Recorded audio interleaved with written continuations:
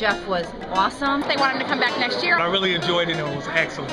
I'd have you back for any one of our presentations. Thanks, Jeff.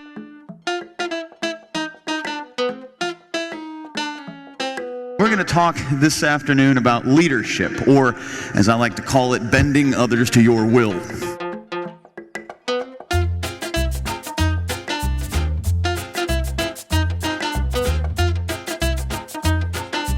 Hello and welcome to Unleash Your Inner Tyrant, the most entertaining leadership presentation you are ever going to see. How can I make that promise? Because every other leadership presentation you've seen focuses exclusively on what you should do. And I'm going to do that as well. But I'll also spend a lot of time talking about all the things you shouldn't do, which ends up being a lot more fun. Unleash Your Inner Tyrant will provide your audience with all the content of a more traditional presentation and all the entertainment value of a comedy show. I've done it this way because I believe that improving your leadership skills doesn't have to be boring, and because I want people to enjoy the process of becoming better. Some of the garbage that you've listened to at this conference, quite frankly, blows my mind, seriously.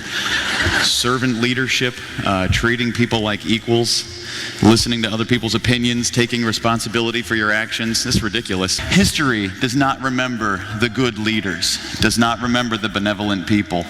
It's the dictators. It's the tyrants that we never forget. So I am going to help you unleash your inner tyrant. That is right. Would you like the people you work with to scamper down alternate hallways when they see you coming? Do you want your colleagues to pray every day for your premature death? If you do, then you are in the right place. Now, I'm sure you've heard of the advantages that come from knowing your employees, the benefits that accrue from spending time with these people. Maybe you know that Herb Kelleher, Southwest's longtime CEO, was famous for occasionally throwing bags on the tarmac with the other baggage handlers. And in 1994, his employees spent $60,000 of their own money to take out a full-page ad in USA Today to thank him on Boss's Day for, among other things, remembering all of their names. That's embarrassing. One takeaway sentence, it's this one. Other people are annoying. That's why we live in separate homes. Now, I know many of you, you're going to have trouble with this concept. You've listened to conversations about trust, the power of trust, the speed of trust, the trust of trust, and you think it's a good thing. If that's the case, you've probably heard this quote by Theodore Roosevelt. It's in pretty much every management book of the last 50 years. The best executive is one who has sense enough to pick good people to do what he wants done and self-restraint enough to keep from meddling with them while they do it. Now, obviously, Teddy trusted the people who worked for him, and let's look what happened to him, okay? A lot of folks focus on the fact that he is often considered to be one of our country's 5 greatest presidents, but I don't think that's a big deal. What I do think is a big deal is that he got the crappiest spot on Mount Rushmore. Look at that. I hardly need to tell you that change is evil. It's the enemy, and we need to fight against it with everything that we have. Change is the thing that can turn something like this, oh, I was right, into something like this. That baby needs to be changed.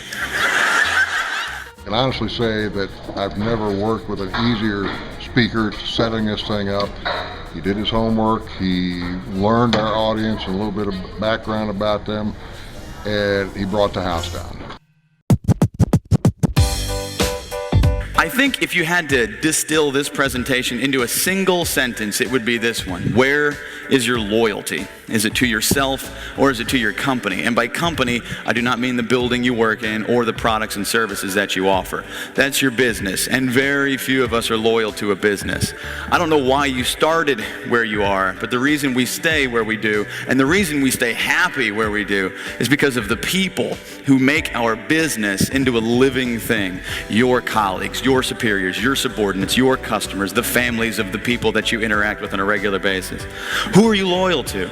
The people I highlight as tyrants, the people who act that way in real life, are loyal to themselves first and the rest of the world a deeply distant second. But if there's any part of you that actually cares about the people you work with and for, then you will work to create an environment where they feel free to speak, to share their thoughts and ideas, to challenge you when they think there might be a better way. Leadership is communication. Everything every leadership speaker ever talks about deals directly with how well or poorly you communicate with others and allow them to communicate with you.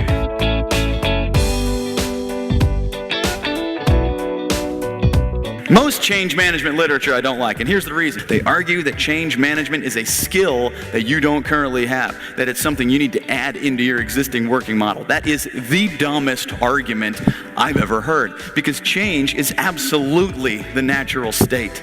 None of you are the same person you were a year ago, or 5, or 10. None of you are the same person you will be a year, or 5, or 10 from now.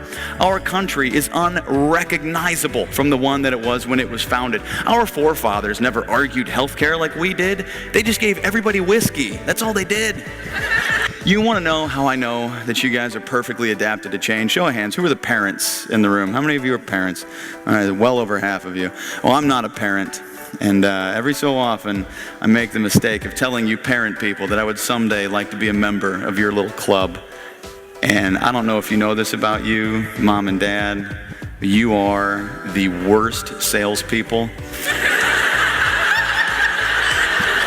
for becoming a parent that anybody... Do you ever listen to what you say? I'd like to be a father someday. Well, hope you don't like money. The decision to become a parent changed you more profoundly than probably any other decision you've ever made. And I know you occasionally lament your childless days or your single days where you could do whatever you wanted to do, didn't have to answer to anybody. I also know that you wouldn't trade it, that what those kids bring you so far outweighs what they've taken that it is not a question of competition. The point I'm trying to get at is that you've incorporated tens of thousands of changes, many of them major life-altering changes into who you are today. You've done it continuously, seamlessly, effortlessly, and in most cases not even noticing that the changes have occurred. If there is anything all of you are and have always been an expert at, it is managing change. Moments ago, we had the sheer pleasure and honor of Jeff Havens speaking up actually in front of a table in front of a group of 206 supervisors, and he was absolutely fantastic. Charged, energized, and was absolutely entertaining. How many of you are married? I'm guessing a lot of you. Show of hands. Okay. Maybe you are familiar with the work of John Gottman. He is a psychology professor from the University of Washington who in 1995 published a book called Why Marriages Succeed or Fail.